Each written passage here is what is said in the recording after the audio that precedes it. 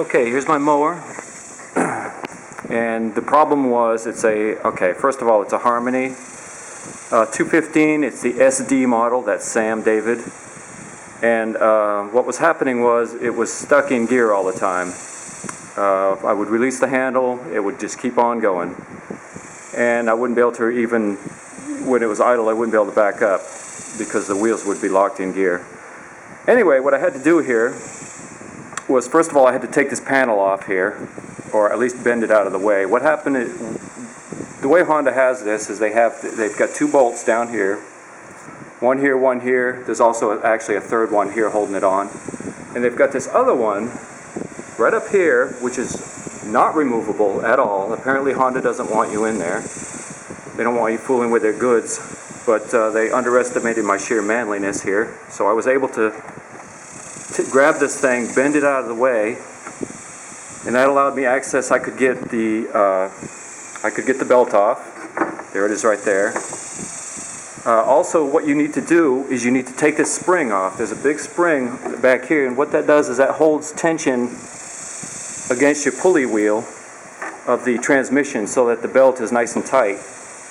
And this is just hell to get this thing off, and it's going to be very difficult getting it back on, which I'm not looking forward to. But I'll just summon the power of the bicep and get it back on there somehow. Anyway, this is your transmission upside down. I took the wheels off, top one, bottom one, everything that goes with it, all the snap rings and everything else. That allowed this thing, once it's unhooked from the spring, you can flip it around. Anyway, first thing I noticed here was that my spring was missing. As you can see, I have it on there now. This is the spring right here. The way this works is this: you pull your cable. You don't see the cable on here because I bought a new one. I don't have it hooked up yet. What happens here is when you pull the cable with a hand lever, it pushes this thing over. It pushes it into gear.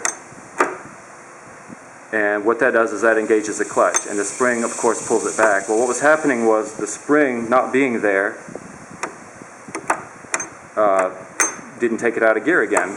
Didn't disengage it. So anyway, I have a spring on there. I went over to Lowe's and bought a cheap one. It's not the right gauge. It's not what they call for. It's got a very low tension and it'll probably wear out in a year or two.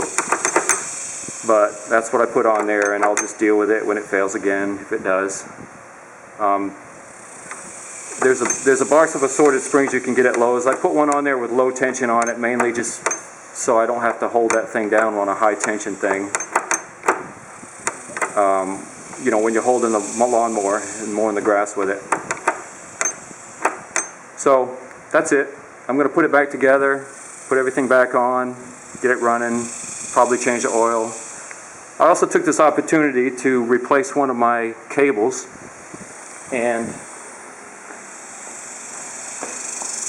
here is the bad cable right here, and if you can see the end of it, it is completely toast and it's ready to go at any minute. So that goes to my clutch. I went ahead and replaced that since you know, I don't want to have it break while I'm cutting the grass. Anyway, that's it. Fun stuff.